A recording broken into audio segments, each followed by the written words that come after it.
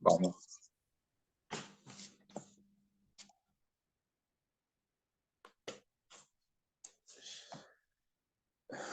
Hola, buenas tardes. ¿Me escuchan?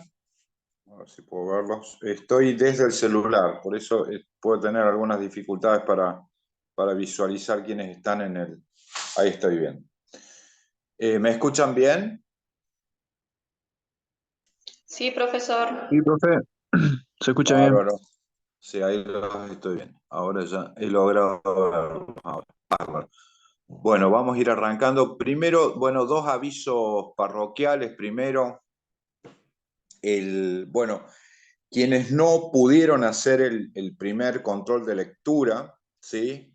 O esos 8, 9, 7 u 8 estudiantes nuevos que llegaron tarde a iniciar la materia, van a poder ingresar al campus virtual y recuperar el control de lectura bueno, el día de mañana, ¿sí? A primera hora, supongo, digamos, ya el viernes a primera hora, hasta el jueves de la semana que viene. Van a tener una semana para poder recuperar el práctico, ¿sí? Que es insisto, es el primer control de lectura que tiene que ver con el texto de Gabriel Kessler sobre sociología del delito y sobre las teorías del delito, ¿sí? Ese, insisto, ¿para quiénes van a poder hacerlo? Los 8 estudiantes nuevos que no lo hicieron por sencilla razón de que se anotaron tarde a la materia, o bien las personas que que no lo hayan hecho en la primera oportunidad o hayan sido aplazados en la anterior, que puedan recuperar, ¿sí? Así que va a estar abierto una semana para que puedan hacerlo, ¿de acuerdo? Y a partir ya de la semana que viene, que va a ser probablemente el viernes de la semana que viene, ya vamos a habilitar el segundo control de lectura que va a tener que ver específicamente con el caso Candela, que ahí ya sí también una semana para hacerlo. Habitualmente son 20 preguntas, digamos, para hacerlo, y por supuesto se califica y es obligatorio hacerlo y aprobar con 4, con la nota mínima, para la regularidad, ¿sí? Así que bueno, vamos a ir haciendo los controles de lectura, como les había avisado, así vamos haciendo un seguimiento con los textos. Así que bueno, quería avisar eso primero, ¿ok? ¿Se entendió bien? ¿Alguna duda?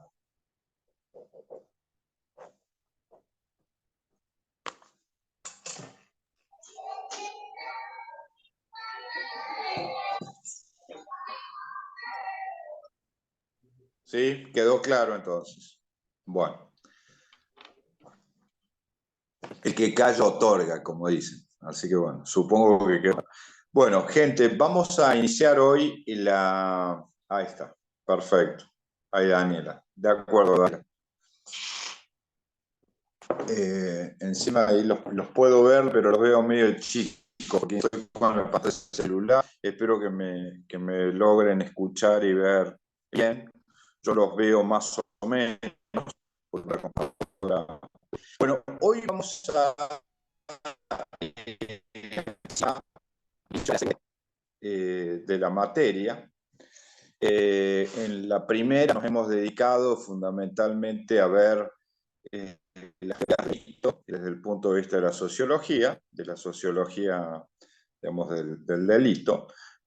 También hemos visto no solamente teorías del delito, sino que hemos abordado algunas cuestiones de orden no solamente que tengan que ver con causas estructurales o causas, diríamos, individuales, o sea, agente o estructura, sino que también nos hemos orientado un poco, ya hemos ido viendo aspectos que tienen que ver también con factores institucionales. Es decir, la institucionalidad nos hemos hemos planteado dos temas que tienen que ver con la institucionalidad. Primero, la posibilidad de incluir a la institución estatal, al Estado, inclusive a las instituciones policiales, dentro de lo que es la explicación del delito, como es el caso Candela, digamos, donde es evidente, está muy documentada la participación de las policías en la regulación del delito y en la organización de los mercados ilegales. ¿Sí? Entonces, he presentado, digamos, esos aspectos donde el Estado aparece como el gran regulador del delito, al menos en... bueno, Marcelo dice que el caso, Marcelo Sáenz dice un caso de la provincia de Buenos Aires, pero a toda la Argentina.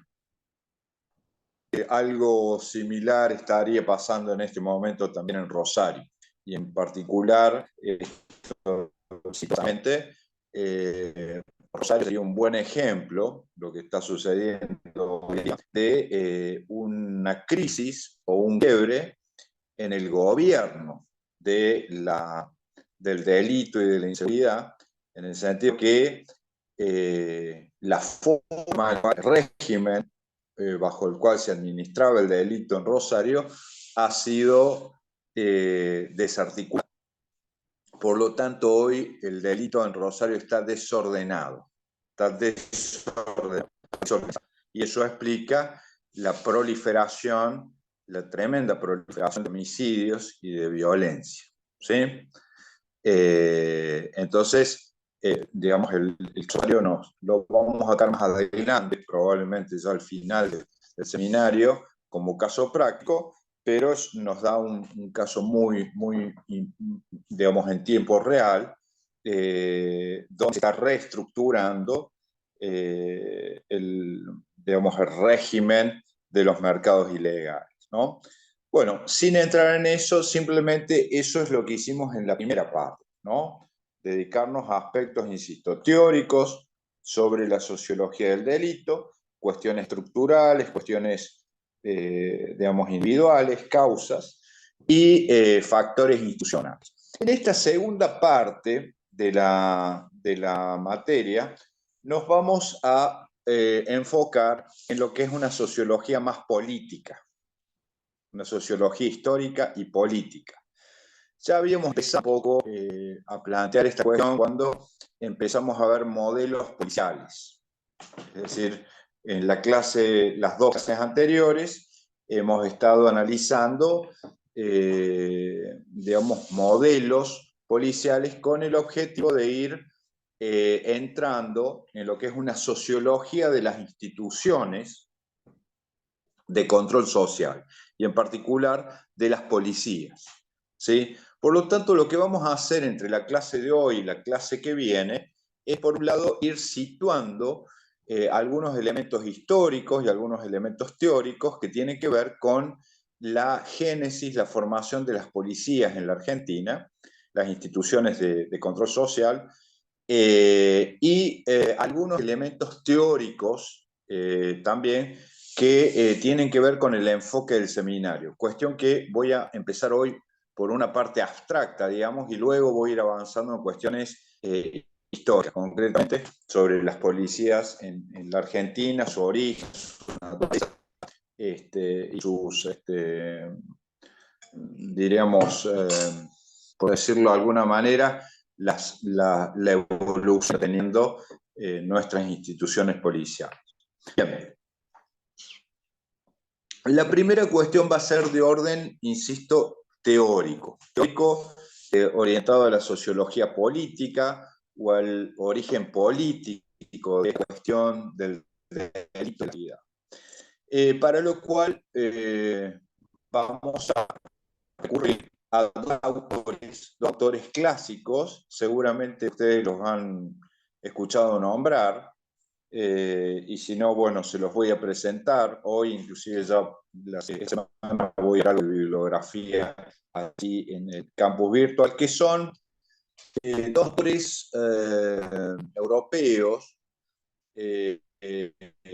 política, filósofos de la política, que son Thomas Hobbes, filósofo del siglo XVII, y John Locke, XVIII.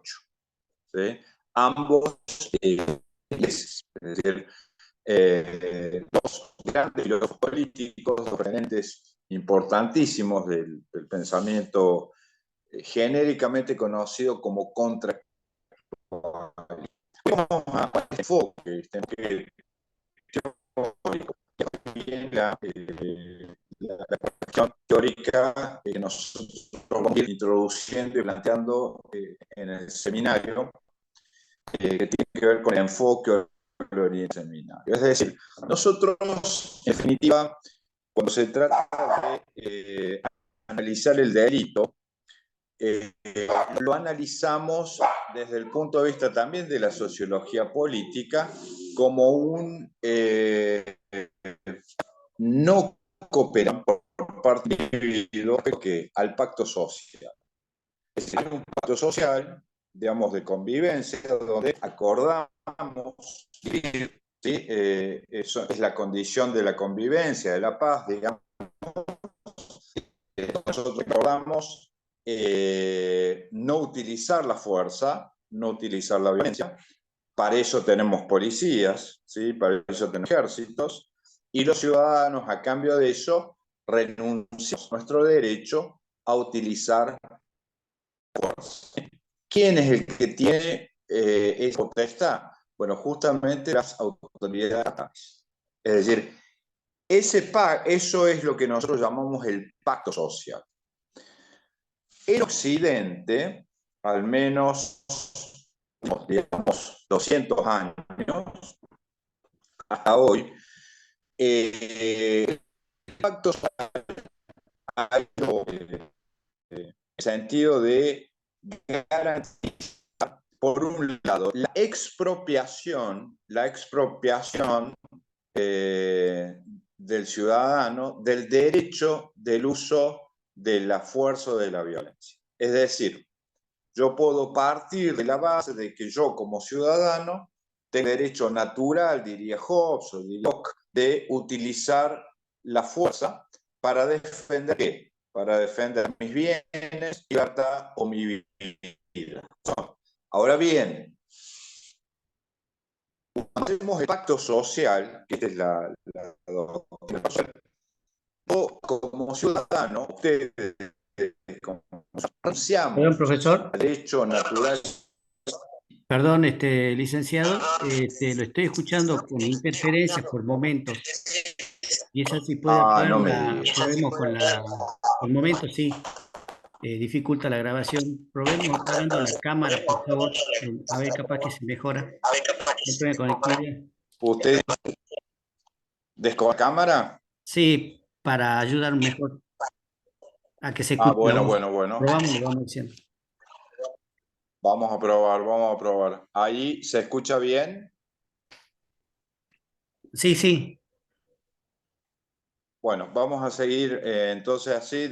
Bueno, después pruebo un ratito. Vamos a probar 5 minutos sin la cámara, Bien. a ver si funciona.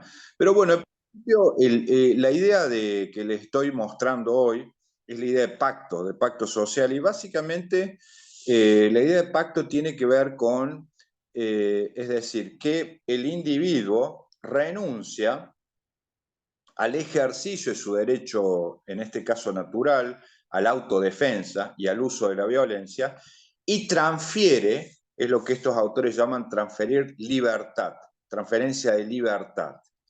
Es decir, transferimos esa libertad que nos es propia, digamos, el derecho a defendernos, y se la transferimos ¿a quién? Al Estado. Entonces, a lo largo de los últimos, digamos, 200 años, ha habido un proceso, yo les decía, de expropiación de lo que era algo, por decirlo, normal o natural, que era que las personas individuales ejerciesen o ejerciésemos la violencia o la fuerza, ¿sí? Es decir, no era que hace, digamos, 300 años una persona llamaba a la policía, no, sino que más bien la persona estaba armada.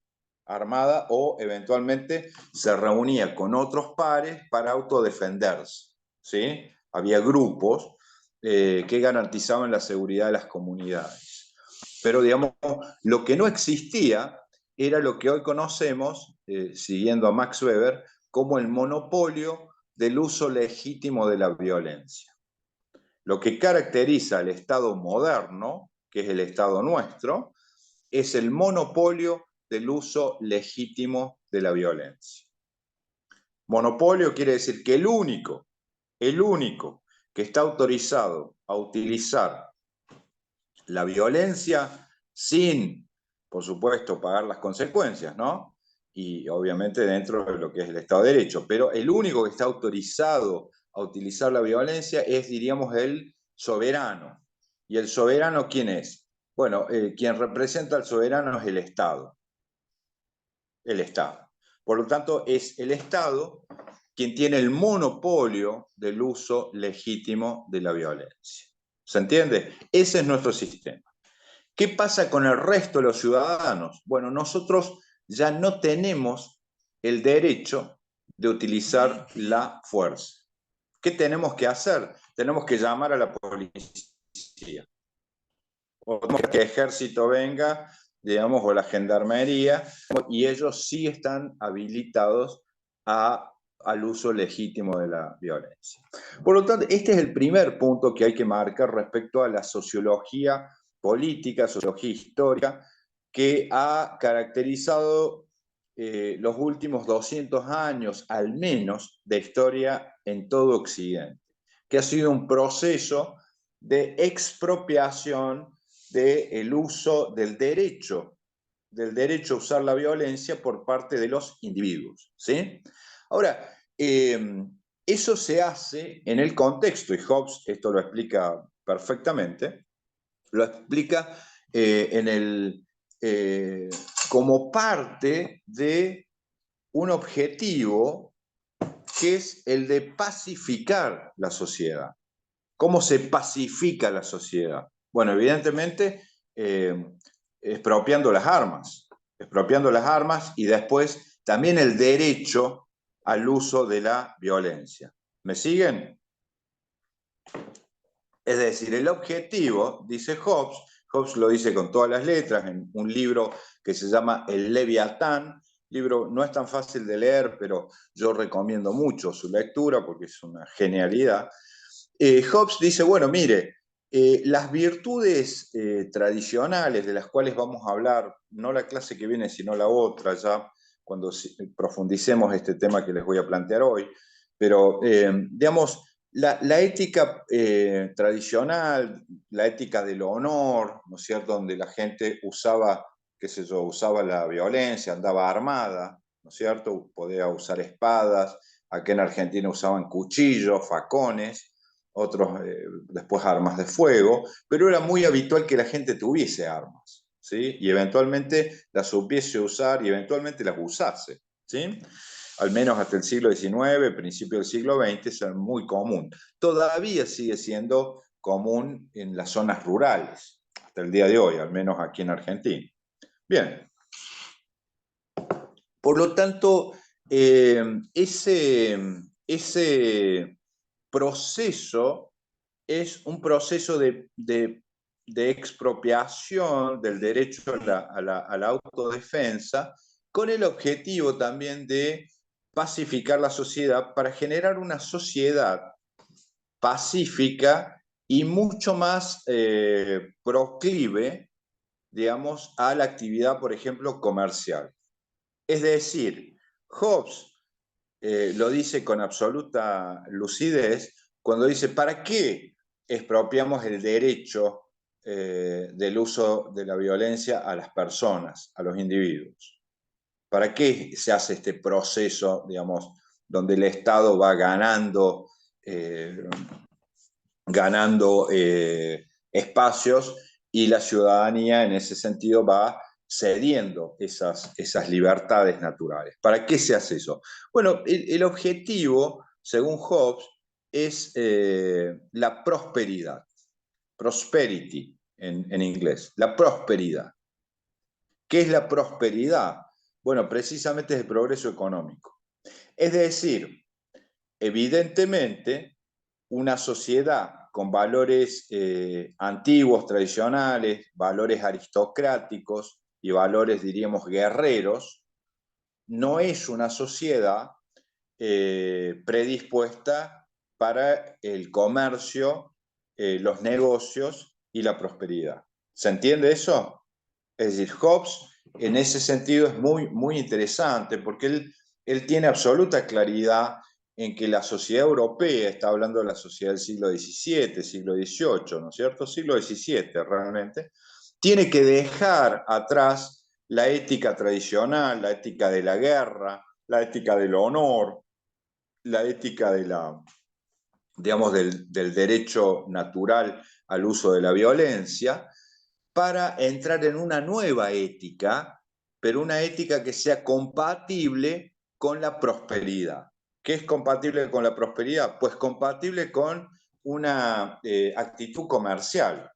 ¿Se entiende? Es decir, es un poco, a ver, yo no sé si ustedes han leído el Martín Fierro, que es un libro nuestro, y es muy interesante porque Fierro, cuando conoce, por ejemplo, a los nápoles, que él le llama así a los inmigrantes italianos, de Nápoles, del sur de Italia, que ya vienen a La Pampa, Argentina, claro, encuentra que ya no tienen la ética guerrera los napolitanos, ya tienen la ética pacífica, son pacíficos, son agricultores, solo les interesa que la cosecha les salga bien para generar buenos negocios, ¿se entiende? Ya están en una ética, en una moral, que no es una moral guerrera tradicional, sino que es una moral o una ética, diríamos, económica, ¿no es cierto? Comercial, que se ordena en función de qué, de la prosperidad. ¿Qué es lo que buscan esos napolitanos, esos italianos que vienen, los primeros que llegan a Argentina en el siglo XIX? Buscan la prosperidad. El gaucho Martín Fierro, que todavía viene de las guerras de la independencia y todavía tiene la ética española, la ética guerrera, del caballero, de la nobleza, de, digamos, todas las virtudes de la ética tradicional, que no entiende muy bien al napolitano. ¿Se entiende? Es muy interesante este encuentro entre éticas. ¿Sí? Digo, la ética criolla, que es la ética española, la ética argentina, digamos, la ética gaucha, que es una ética de la guerra de la independencia, guerrera, y esta otra ética, que es una ética de la prosperidad. Entonces, no hay que dedicarse no hay que perder tiempo en usar armas, sino en levantarse temprano, ¿no es cierto? No hay que ser pendenciero, no hay que buscar peleas, sino irse a acostar temprano, porque a la mañana hay que levantarse temprano para producir. ¿Se entiende? Es muy interesante este contraste porque describe perfectamente el proceso occidental y el proceso argentino también. Es decir, la Argentina de la guerra de la independencia es una cosa, y ya la Argentina de la migración, digamos, de la prosperidad es otra. Y ese encuentro entre esas dos morales, bueno, no se ha completado, recién en el siglo XX se va a completar esa transición, digamos. Pero hasta fin del siglo XX va a estar medio mezclada la cosa. Bueno, yo creo que eso es lo interesante de este modelo, ¿no? El modelo Hobbes, que nos explica muy bien eso. Es decir, hay un proceso sociológico, político, que tiene que ver con la formación del Estado, el Estado nacional en primer lugar, y nosotros le vamos a agregar, ya la clase que viene vamos a analizar el caso argentino específicamente y los estados provinciales, dado que en la Argentina los estados provinciales son más importantes que los estados nacionales. Son más importantes porque son anteriores. O sea, las provincias en la Argentina son las unidades políticas que van a formar la nación. que van a formar la nación. Pero la nación argentina es un acuerdo entre las provincias. Entre las provincias. Y las provincias son anteriores a la nación. Son anteriores. Motivo por el cual las provincias van a delegar algunas cosas en la nación y otras no. Otras no. Una de las cosas que no van a delegar del todo, que es un atributo evidentemente a ver, voy a habilitar la cámara de vuelta, a ver si me ven ahí. Bueno, vamos a ver si ahí funciona sin interrupción. Avísenme si se escucha entrecortado. Acá acabo de habilitar la imagen de nuevo. Una de las cuestiones que las provincias no van a ceder a la nación va a ser precisamente el monopolio de la fuerza o de la violencia.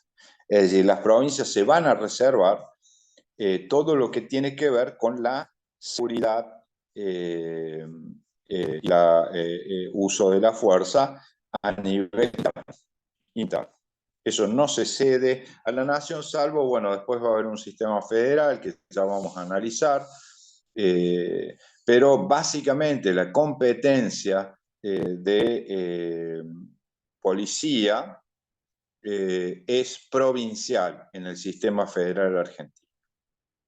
O sea que es una competencia de las provincias, no de la nación. Sí es una competencia de la nación las Fuerzas Armadas, por ejemplo, que es la defensa exterior. Eso es competencia exclusivamente de la nación. Pero insisto, de eso vamos a hablar más adelante. Ahora estamos en la parte teórica de lo que el modelo que les voy a ir planteando de a poco. Es decir, volvamos ahora a la parte teórica. El contractualismo lo que sostiene es que un individuo, una persona, tiene dos opciones frente a lo que sería el pacto social. O bien coopera con ese pacto social, o bien no coopera. ¿Qué es no cooperar? Bueno, un delincuente, por ejemplo, es aquel que no coopera. Una persona que evade impuestos es una persona que no coopera. ¿Sí? Es decir, que no coopera con qué, con el pacto social, es decir, con la sociedad, con su sociedad. Una persona que transgrede la ley es una persona que no coopera. Por el contrario, una persona que sí coopera es una persona que cumple la ley, paga sus impuestos, es un buen ciudadano, etc. Por lo tanto, desde el punto de vista de la sociología política y de la sociología histórica, que es el que estamos abordando ahora aquí, nosotros vamos a entender que el delincuente es un individuo que no coopera con el pacto social. ¿Se entiende? O sea, es un transgresor. Es un transgresor. Y lo que nos vamos a preguntar es, siguiendo la sociología política, la teoría política también, es por qué hay individuos en la sociedad que no cooperan con el pacto social. ¿Por qué hay individuos que en lugar de, digamos, de portarse bien, diríamos, pagar sus impuestos, etcétera, no cooperan? Es decir, vamos a enfocar el delito desde el punto de vista de la teoría contractualista y desde el punto de vista del agente o del individuo que decide no cooperar, que decide transgredir la ley. En un país como Argentina, con una larguísima tradición de transgresión de la ley. Es decir, no es ninguna sorpresa para nosotros saber que hay gente que transgrede la ley. Empresarios que evaden impuestos, autoridades que no cumplen la ley, militares que no respetan la Constitución, en fin, tenemos de todo, de todo. Entonces, ahí vamos a empezar a analizar el delito desde este punto de vista que les estoy presentando hoy, que es, yo diría, el de la sociología política, que es una perspectiva muy interesante porque nos va a permitir captar fenómenos en los cuales, en algunos casos, se va a mezclar inclusive el delito el delito puro, es decir, un robo o un secuestro, y va a aparecer una nueva dimensión, que es una especie de zona de frontera, donde, por ejemplo, aparece acciones ilegales que son políticas, como por ejemplo el terrorismo. ¿Me van siguiendo, gente? Estamos entrando en temas muy importantes, ¿sí? Muy importantes. Acá me van a tener que prestar atención, leer los textos que le doy, porque son temas muy vidriosos que no son sencillos. Pero fíjense ustedes que yo puedo llamar a un terrorista delincuente, ¿no es cierto? Pero en realidad estoy frente a un delito de orden político, que en realidad esa persona, por ejemplo, no está buscando quedarse, no sé, con el sueldo del jubilado, ¿no? O robarse, qué sé yo, la caja fuerte del banco, sino lo que está buscando es un objetivo político, ¿no es cierto? Qué sé yo, cambiar un presidente, cambiar una política, no sé, abolir una ley. Es decir, entramos ahí en una zona de frontera entre lo que es estrictamente el delito, que es transgredir una ley. Yo voy a una verdulería y me robo una manzana, bueno, ahí no hay nada de político. No hay nada de político. ¿Lo puedo politizar? Sí, lo puedo politizar. Lo puedo politizar. Y de hecho se ha hecho mucho cuando yo digo, no, lo que pasa es que esa persona que va a la verdulería y roba manzanas, tiene hambre. Y al tener hambre, lo que pasa es que es una víctima del sistema. Una víctima del sistema, entonces lo que hace es, nada, toma, tiene derecho a comer y simplemente toma lo suyo. ¿Se entiende? Es decir, vamos a ir entrando en esta dimensión del debate, digamos, donde corremos dos riesgos muy, muy serios. Por un lado, que yo lo vengo viendo hace mucho ya en el debate público argentino, ¿no? Por un lado, el riesgo de caer en un garantismo en el cual todos somos víctimas, ¿sí? Todos somos víctimas de, qué sé yo, nuestro papá nos pegaba o nuestra clase social era muy baja, o, digamos, entonces eso nos justifica hacer cualquier cosa. Es decir, los presos, como dice un famoso cantante de rock, de una banda rock, todo preso es político, todo preso es político. Es decir, la noción de delito, de que alguien agreda la propiedad privada, es una cuestión política. Me van siguiendo, ¿no? ¿A dónde estoy yendo? Estamos analizando desde el punto de vista político el problema del delito. Por eso digo que nos estamos metiendo en Honduras, por eso es en la segunda parte del seminario, donde ya entramos en la consideración sociológica y política del delito. Entonces yo puedo caer, por ejemplo, en la idea de que todos somos víctimas, y por lo tanto, en realidad, el delito no existe, no hay delitos, sino que lo que hay es simplemente un montón de víctimas que nada, que hemos sido despojadas y que, bueno, a la cual se nos debe perdonar todo. ¿Cuál es el riesgo de ese enfoque? Y el riesgo, que ya lo hemos visto en Argentina en los últimos años, es que se pierde el sentido de justicia en una sociedad en el cual quien transgrede la ley, quien transgrede, o sea, el que las hace, por decirlo, transgredir la ley es no cumplir la ley, quien transgrede la ley, quien las hace, no las paga, no las paga. ¿Se entiende? Este es el problema, por eso produce anomia, lo que algunos sociólogos, Durkheim tenía esta idea de anomia, es sin y nomos ley, anomos. Una sociedad sin ley es una sociedad donde el que las hace, digamos, ¿qué pasa en una sociedad? Que este es el problema en el cual vamos a ir entrando de a poco, en el cual el que no cumple la ley se sale con la suya. ¿Qué pasa en una sociedad en la cual quien no pague impuestos es lo mismo que pagar impuestos? ¿Sí? Es lo mismo. Que yo pague y mi vecino no paga, y yo digo, bueno, pero yo pago y mi vecino no paga y a mi vecino no le pasa nada. ¿Sí?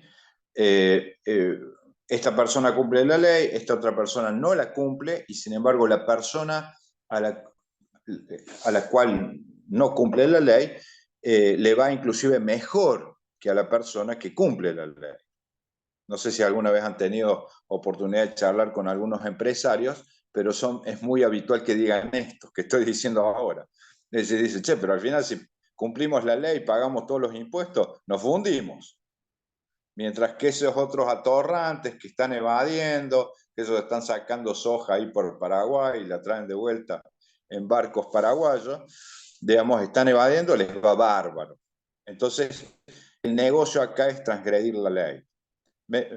Van viendo hacia dónde voy, ¿no es cierto? Es decir, esto es habitual en las conversaciones diarias, cotidianas de la Argentina. Es decir, ¿qué quiero decir con esto? El problema de una sociedad en donde el que las hace no las paga, o sea que no hay consecuencia en transgredir la ley, es que el que cumple la ley, hace el rol o el papel del tonto. Es el tonto, el idiota. Bueno, en lenguaje cotidiano acá se dice otra palabra, podríamos ser un tonto, no sé, un bobo, un nabo. El que cumple la ley, para muchos, es un tonto, porque es el que tiene los papeles en orden, paga sus impuestos, qué sé yo. Y uno dice, bueno, vamos a poner algunos ejemplos en perspectiva. Por ejemplo, yo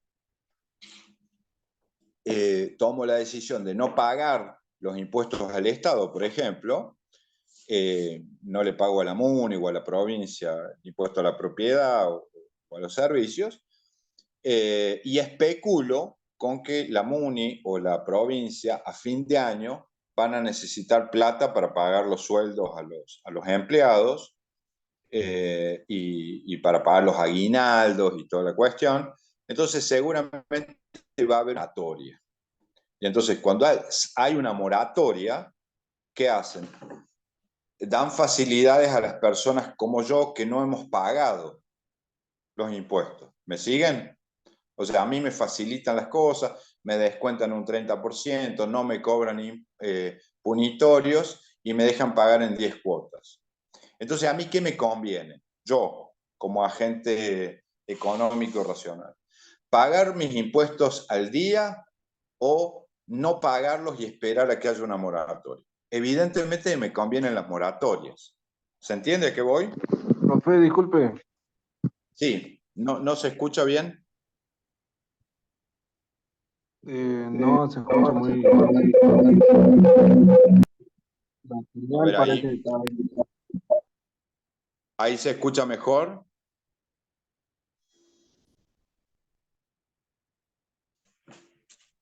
Yo lo estoy escuchando Ahí. bien. Cuando tenía la cámara hace rato prendida, sí, tenía interferencia. Después dejó la cámara desactivada, se escuchó perfecto. O sea que es la cámara, Bueno, listo, una pena, pero bueno, no puedo usar la cámara, gente. Bueno, ya igual la clase que viene ya voy a tener la compu de vuelta. Pero bueno, lo que estoy tratando de mostrarles es que yo puedo como individuo especular y decir, no, a mí me conviene, por ejemplo, no pagar los impuestos ahora, o en tiempo o en forma, porque el Estado a fin de año o en 2 años va a necesitar plata y me va a dar muchas facilidades. ¿Cuál es el problema cuando el Estado, la autoridad, hace eso? El problema es que no premia a las personas que sí cumplieron con los impuestos. ¿Me siguen? Ese es el problema.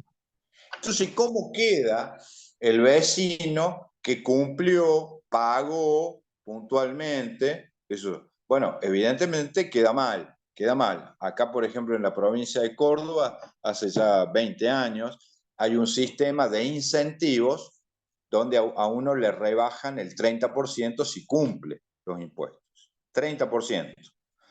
Y si adhiere a débito automático, 10% más, 40%. Y si paga la cuota única, 10% más.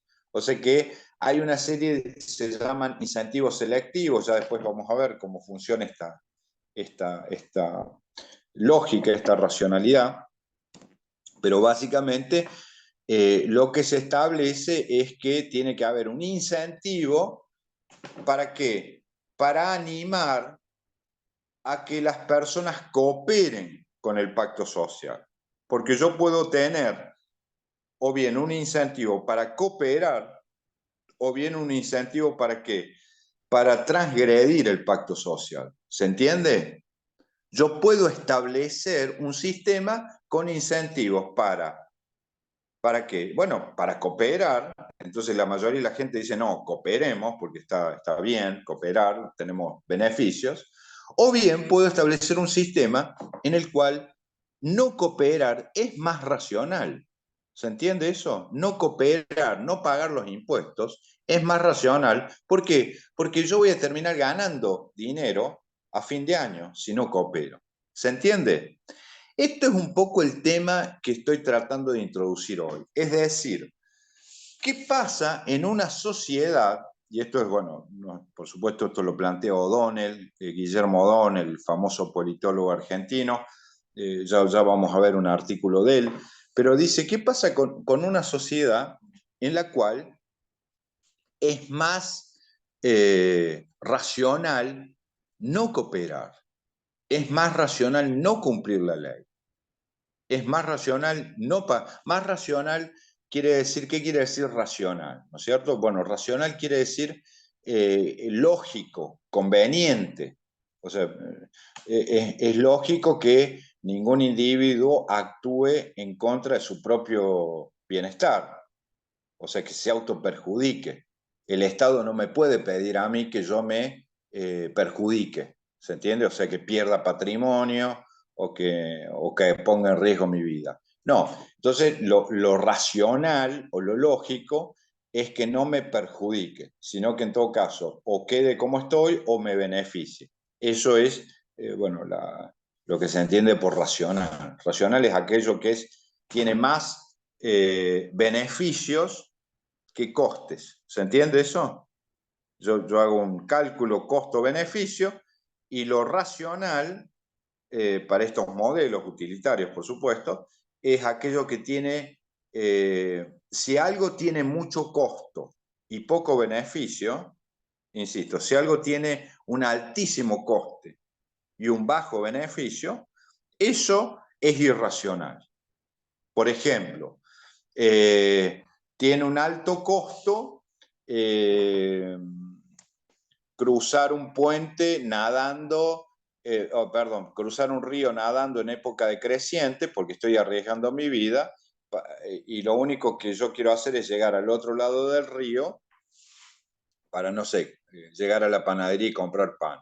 Entonces, mi beneficio sería comprar pan y mi costo sería arriesgar la vida cruzando a nado un río.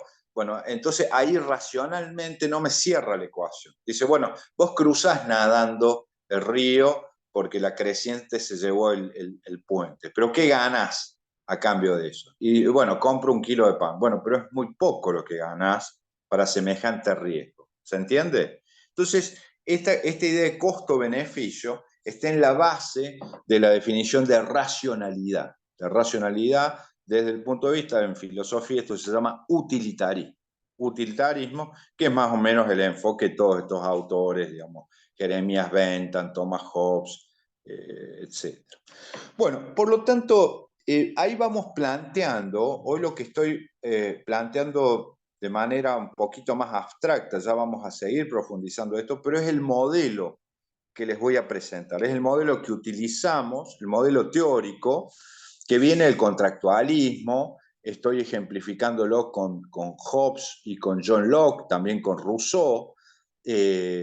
Bueno, hay teóricos modernos como John Rawls, Dworkin, digamos, hay muchos teóricos que hoy se manejan con este modelo, que es un poco el que vamos a utilizar en esta segunda parte de la materia.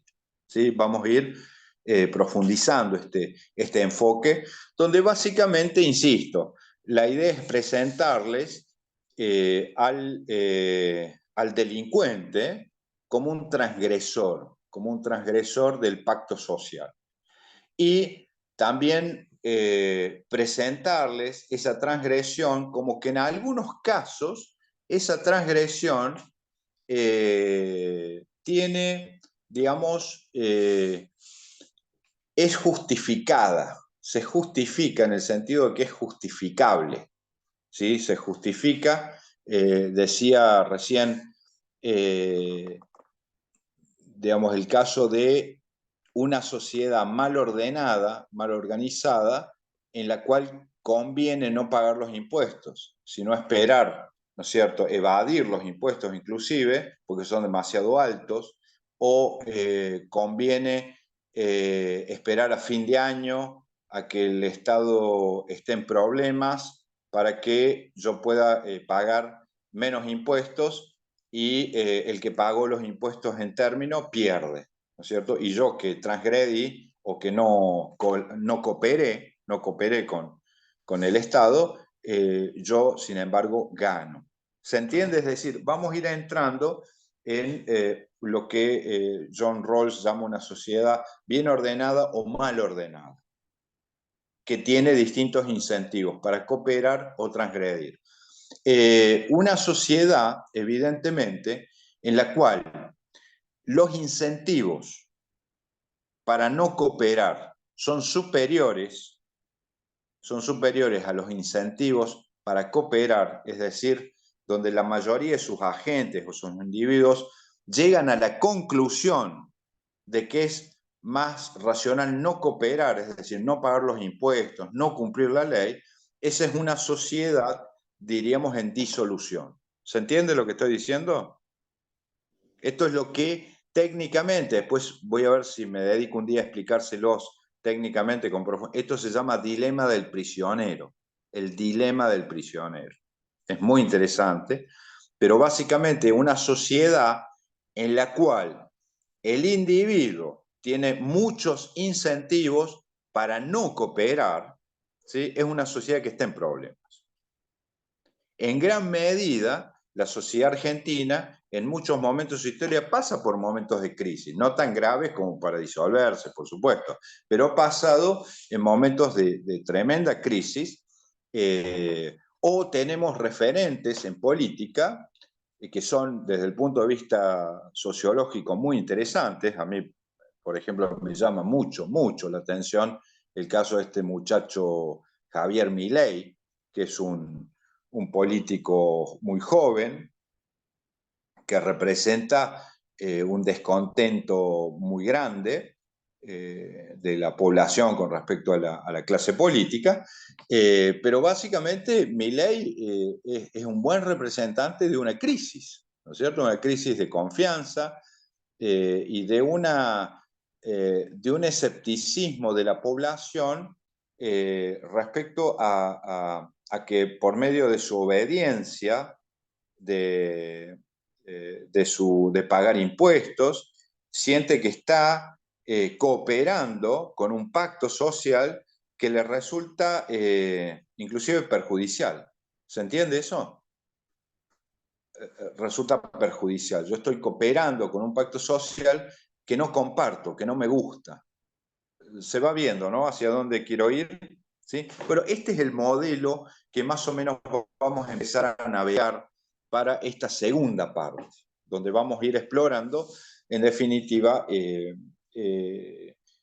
cómo hay distintas interpretaciones a partir de este modelo.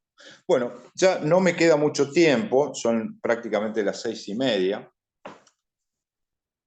Vamos a hablar un poquito ahora en este tiempo que me queda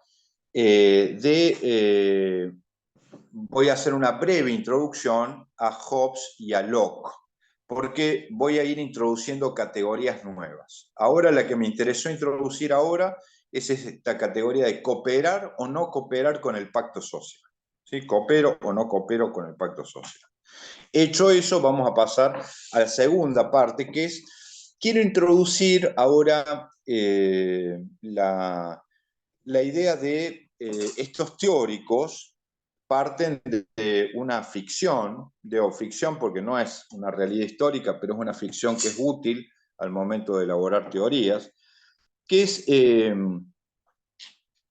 van a distinguir dos estados o dos condiciones dentro de una sociedad o de la humanidad, si quieren, que es el estado, diríamos, prepolítico o estado de naturaleza, ¿sí? Y un estado político o un estado civil. ¿Sí? Es decir, lo que hay al medio entre el estado de naturaleza y el estado civil, lo que está al medio o lo que diferencia uno es que en el estado de naturaleza no hay un pacto social y en el estado civil sí hay un pacto social. ¿Se entiende? Es decir, lo que diferencia, y acá viene la cuestión clave, lo que diferencia lo prepolítico o lo precivil de lo civil o de lo político es el pacto. El pacto, es decir, la Argentina, una vez que nosotros como Estado, digamos, hecha la Revolución de Mayo y rompemos con España, vamos a estar muchos años hasta que logramos hacer un pacto social. ¿El pacto social argentino cuál es? Y bueno, es la Constitución. Claro, es la Constitución de 1853, que aún hecha, todavía demoró 30 años en que se le implemente, porque fue un lío. En la clase que viene vamos a hablar un poco de la historia argentina, pero digamos, el pacto social argentino se plasma en la Constitución. En la Constitución, y es donde pasamos de un estado, diríamos, de guerra civil, de guerra o estado de naturaleza, eso bueno, ya es hilar más fino, pero ahora le vamos a decir estado de naturaleza, y un estado civil. En el estado civil, que es el estado político, es donde rige la ley. En el estado de naturaleza no rige la ley. ¿Me van siguiendo? Digo, ¿por qué? Porque vamos a ir entrando a través de estas categorías propias de la sociología política y de la filosofía política, vamos a ir entrando en fenómenos muy interesantes que se dan en la realidad en nuestro país, por ejemplo, en zonas de la ciudad, a veces zonas enteras, ciudades, en donde no termina de regir la ley. Son lo que O'Donnell llama zonas marrones. ¿Qué quiere decir zonas marrones? Y son lugares donde la ley no termina de ser eficaz. El Estado no termina de estar asentado y de ser obedecido. ¿Sí? Hay lugares, como decirlo de alguna manera, liberados de la ley. Liberados. Entonces, hay barrios enteros en las ciudades, como las ciudades grandes, como Córdoba, como Rosario, como Buenos Aires, zonas, digamos, donde la ley no tiene vigencia, no tiene vigencia. Eso es lo que se llaman zonas marrones. Bueno, ahí hay una especie de estado de naturaleza, por decirlo de alguna manera. No hay un estado civil, un estado político o un estado de derecho, diríamos ahora. Bueno, esta es la primera cuestión. ¿Qué es lo que va a decir Hobbes con respecto al... Es muy interesante Hobbes. Por supuesto, es polémico, es muy debatible, pero Hobbes en el Leviatán sostiene que el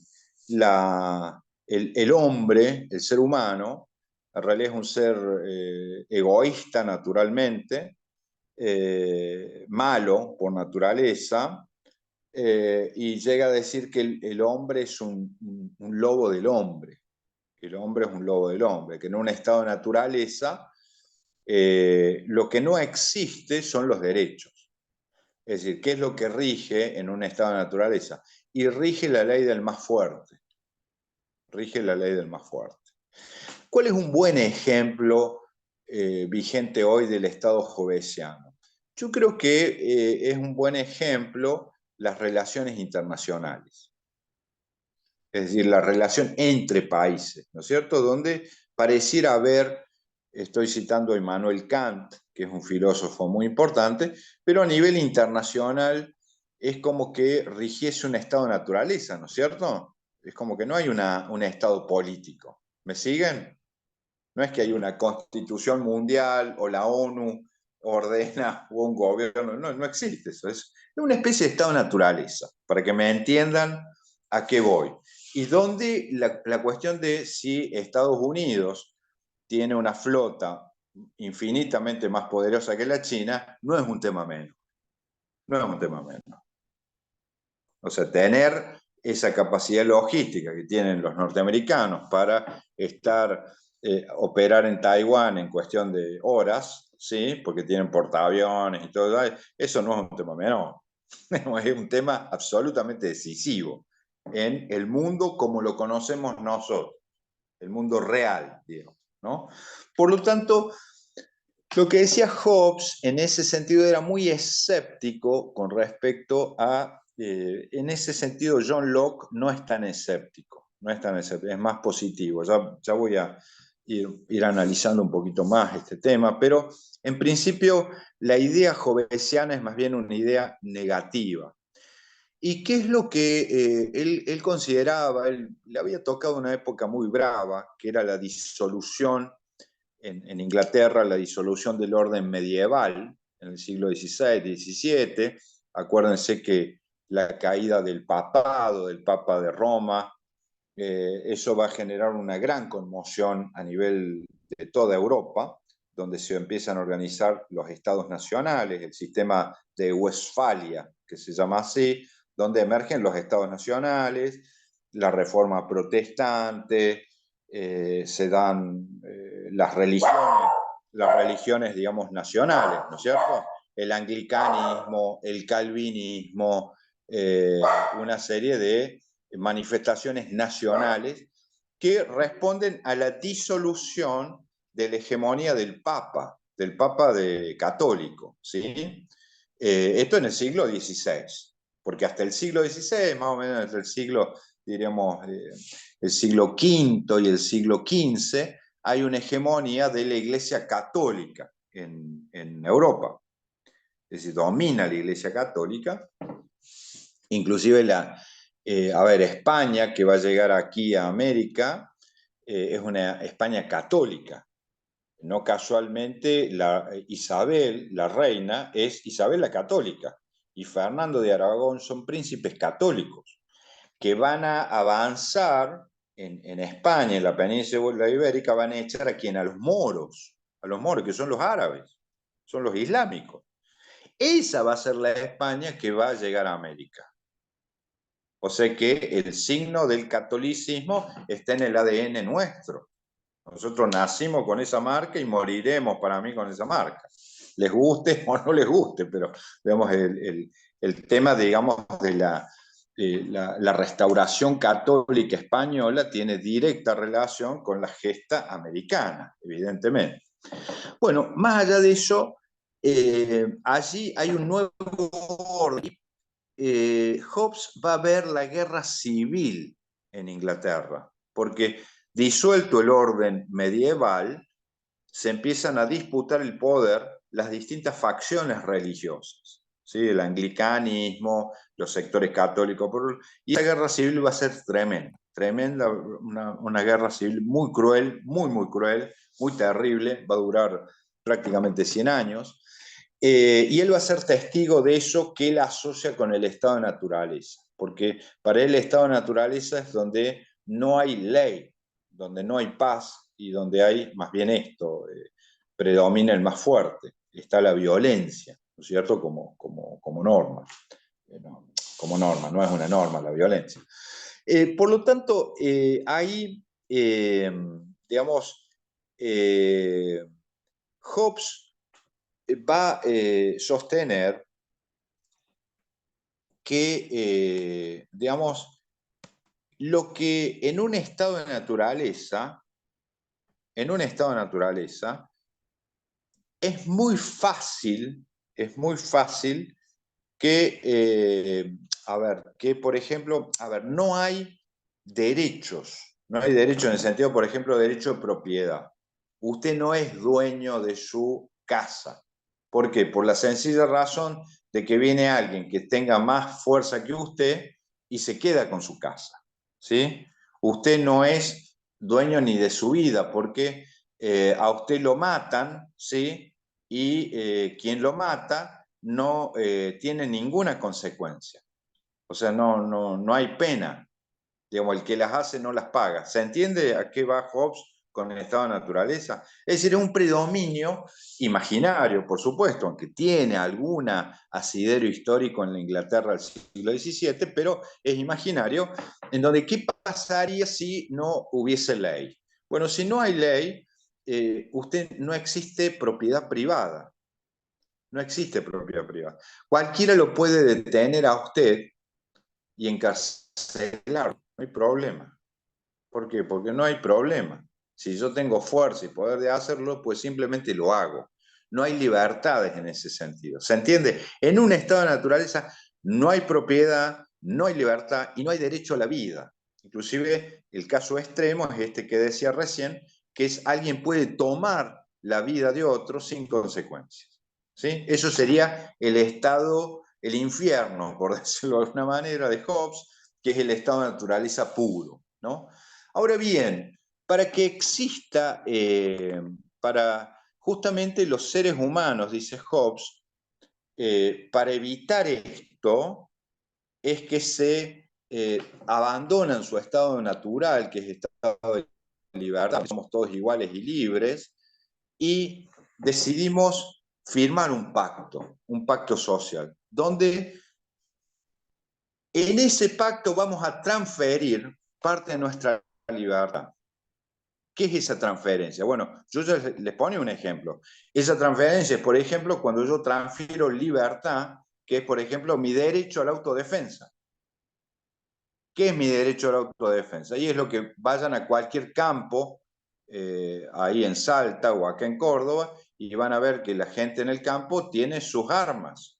Es habitual, no sé, allá en Salta debe ser igual o peor que acá, pero ustedes van a cualquier campo y, a ver, los tipos tienen escopeta, matagatos, aire comprimido, tienen de todo.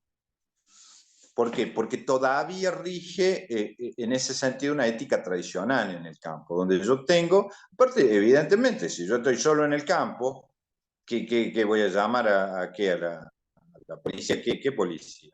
Hasta que lleguen la policía, se acabó todo. ¿Se entiende? Es decir, eh, hay allí, digamos, cedo mi derecho a la autodefensa.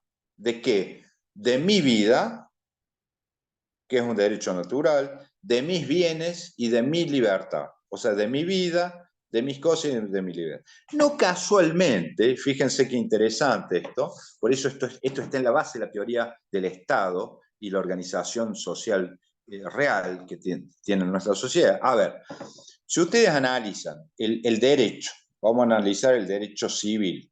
El derecho civil va en contra de qué? Y de las propiedades, de los bienes de las personas. Por eso a usted le sacan plata o le sacan propiedades, ¿o no? Usted puede llegar a perder su casa, ¿o no? O cada vez que el Estado le saca una multa, ¿qué es eso? Eso es patrimonio, gente. No cualquiera viene y me saca mi patrimonio. Bueno, el Estado lo puede hacer. El Estado sí lo hace. Me saca patrimonio. Me puede sacar la libertad, el derecho penal.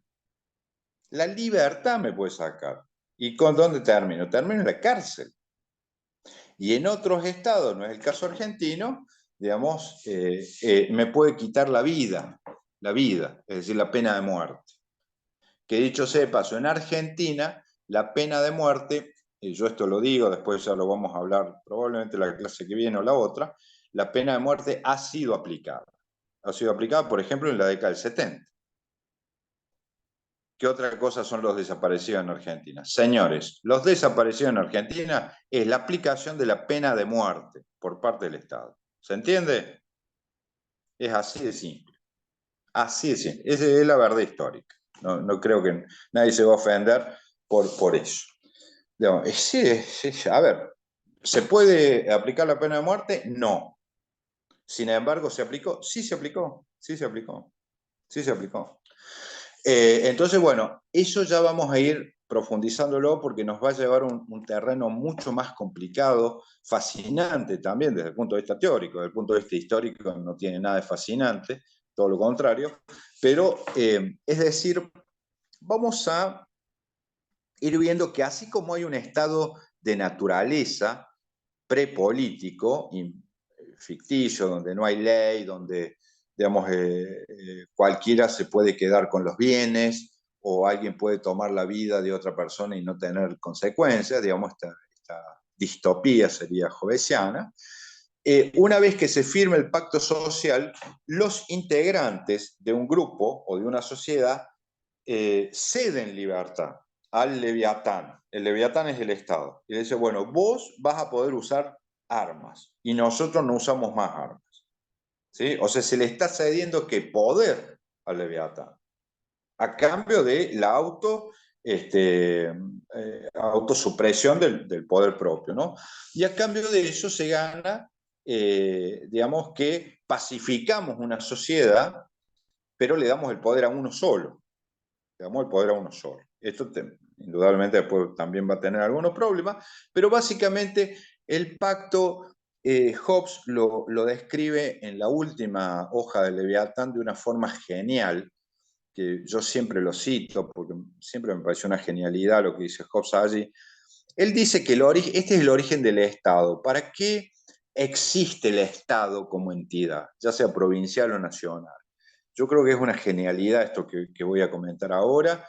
¿Qué es lo siguiente? Es decir, el Estado, la razón de ser del Estado, por eso hay policías con uniformes y andan en patrulleros y cobran los sueldos a fin de mes y todo lo demás, por eso hay ejército, por eso hay funcionarios, etc. Dice, ¿por qué existe el Estado? Bueno, el Estado tiene su razón de ser, es la protección, el cuidado de la vida y de los bienes y de la libertad del individuo.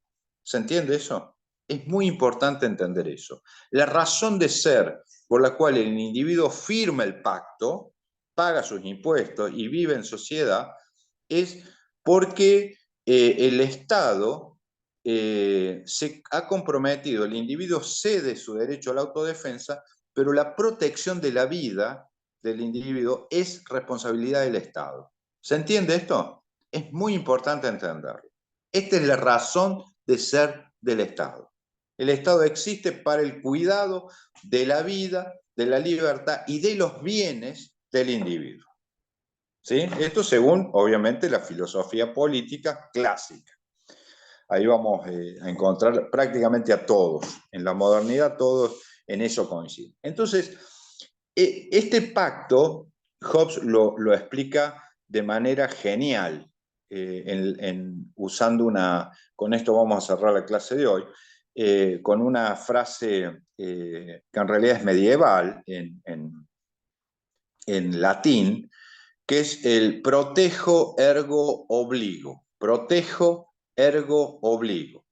¿Qué quiere decir el protejo ergo obligo como el fundamento del Estado, como la base del Estado, la razón de ser del Estado? Quiere decir que el Estado protege. ¿Qué protege? La vida, la libertad y los bienes. ¿De quién? De sus miembros. A cambio de esa protección, el Estado tiene derecho a obligar, es decir, tiene que ser obedecido. ¿Se entiende lo que estoy diciendo? Protejo, ergo, obligo. Grábense eso, por favor, en la cabeza. Protejo, ergo, obligo.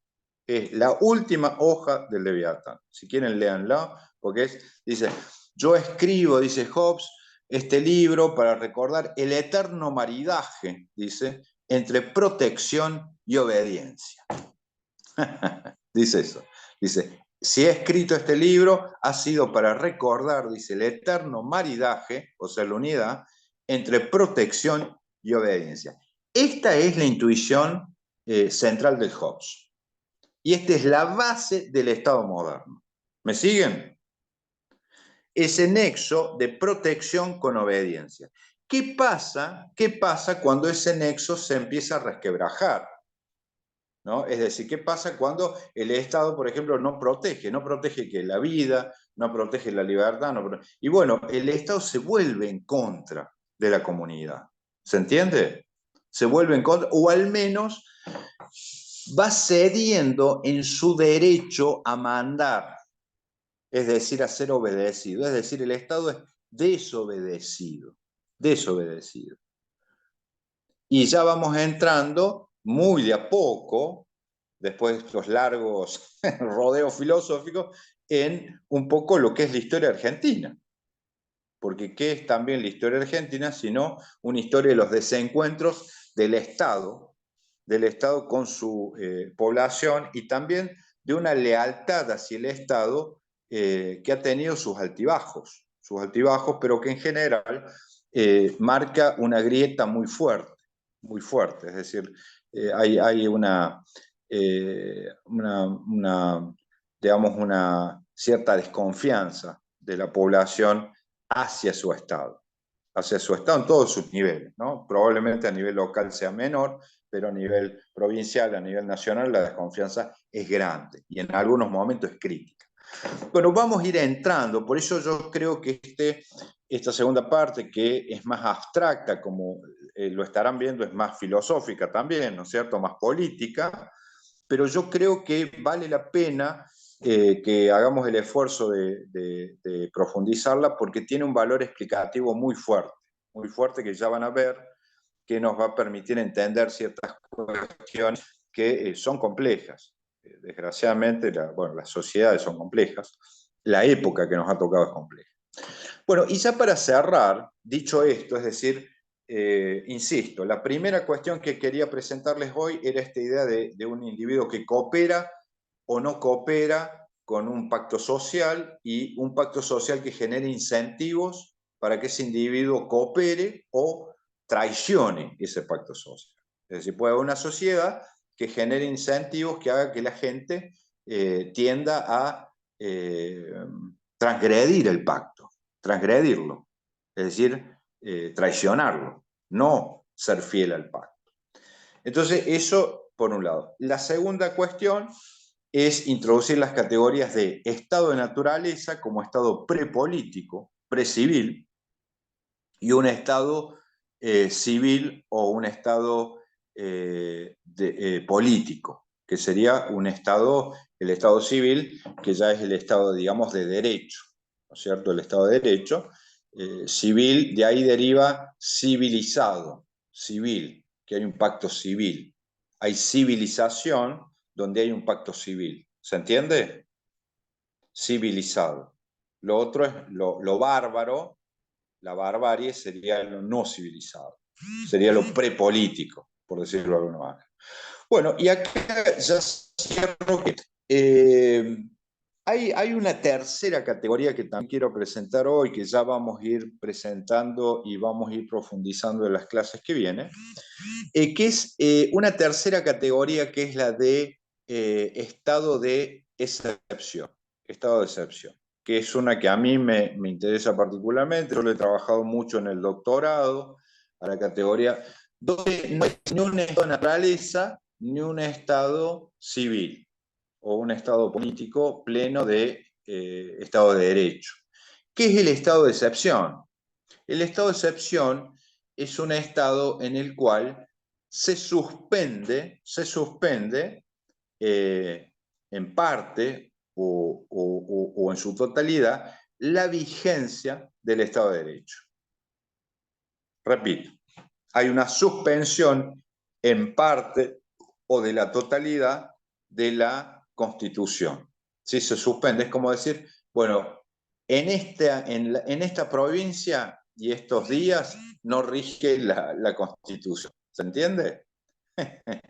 O por tantos meses, un golpe de Estado. Es decir, vamos a entrar, que eso yo voy a arrancar la clase que viene con una especie de historia del estado de excepción en Argentina, donde vamos a ver a lo largo del siglo XX, ¿sí? Desde 1930, con el primer golpe de Estado en Argentina, vamos a ir analizando una especie de historia del estado de excepción en Argentina, donde en definitiva vamos a ver que si algo ha caracterizado nuestra historia, y eso para no hablar del siglo XIX, después vamos a hablar un poquito del siglo XIX, pero no, si no se nos hace muy largo, ¿no? Habría que hacer otro seminario aparte de historia, ¿no? Pero, es decir, gran parte de nuestra historia ha sido una historia bajo el estado de excepción, estado de emergencia. ¿Se entiende? El estado de emergencia, el estado de excepción, es precisamente cuando se dice, mira, la ley no se cumple porque, o el Estado de Derecho no se cumple porque estamos en emergencia y tenemos que hacer una excepción. Pasa esto todo el tiempo, pasa hasta el día de hoy. ¿Me van siguiendo? Por ejemplo, si la Corte Suprema saca un fallo donde dice que a los jubilados hay que pagarles un aumento del 300% y el Estado, el Poder Ejecutivo dice, che, si nosotros cumplimos ese fallo, nos fundimos, ¿se entiende? ¿Ahí se está cumpliendo la ley o no? No, no se está cumpliendo la ley. ¿Me siguen? Todos los golpes de Estado, de una u otra manera, han sido un caso de estado de excepción, caso de estado de emergencia. Todas las medidas que se han hecho, digamos, la crisis económica, digamos, del año, pensemos en la época de Menem, por ejemplo, o en la época de Néstor Kirchner, después del 2001, digamos, 2001, 2003, piensen ustedes que la ley de emergencia económica en Argentina está vigente hasta el día de hoy, desde el año 2000. Desde el año 2000. ¿Me siguen con eso? ¿Sabían eso ustedes? Se sacó creo que un año y medio, y después se volvió a Alberto con el COVID lo volvió a poner. O sea, hace 20 años, gente, que estamos en ley de emergencia económica. ¿Me van siguiendo en lo que estoy diciendo? Bueno, ya sé que parece mentira lo que estoy diciendo, pero se van a sorprender, pero es verdad, desgraciadamente es verdad. Entonces, yo digo, la categoría de estado de excepción a mí me ha servido para explicar muchas cosas y sobre todo esta actitud también, que en definitiva lo que también a uno le interesa es el desconcierto ciudadano frente a todas estas realidades. Y el desconcierto no solo ciudadano, también de nuestros policías, de nuestras instituciones, frente a supuestas exigencias de cumplir la ley, de hacer lo correcto, por un lado, y con mensajes contradictorios. Por un lado se dice cumpla la ley, por el otro lado se dice que no la cumpla, haga lo correcto, por el otro lado no haga lo correcto. Entonces, estos mensajes contradictorios permanentes que vienen caracterizando desgraciadamente a nuestras instituciones en los últimos años. Bueno, vamos a tratar de, modestamente, desde nuestras disciplinas, de aportar a la explicación de estos fenómenos. Para lo cual, bueno, yo les estoy proponiendo, introduciendo un marco teórico que yo creo que nos va a dar algunas explicaciones en este sentido. ¿Sí? Bueno, más o menos se va entendiendo el tema. ¿Estoy siendo claro o es medio oscuro el tema? Avísenme porque yo sigo, ¿eh? A ver, esperen, voy a ver si... Estoy activando la cámara. Ahí está. ¿Se entiende más o menos? Ahí estoy viendo el que lo veo, a ver. ¿Cuántos son? Ah, bueno, buenísimo. Perfecto. Si no somos tantos, digo, no veo la cantidad que somos, pero veo que no somos tantos. A ver. Ivana, buenísimo, Ivana. De acuerdo. De acuerdo, sí, digo, más o menos coméntenme algo, aunque sea por escrito, así me dan una idea, porque si no, yo sigo, según yo, están entendiendo todo, vamos bárbaro, y en una de esas nada que ver. Entonces, bueno, la clase que viene, entonces vamos a empezar a profundizar,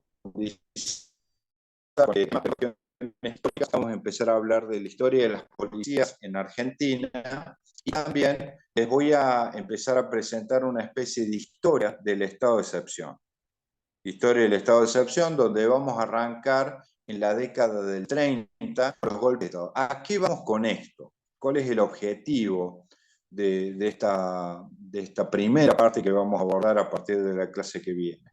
Bueno, vamos a ir viendo lo que se llama una subcultura institucional de las instituciones policiales y militares en Argentina, que han tenido que ver genéricamente con una doctrina que es la doctrina de seguridad nacional. La doctrina de seguridad nacional, ¿y cuál es su génesis?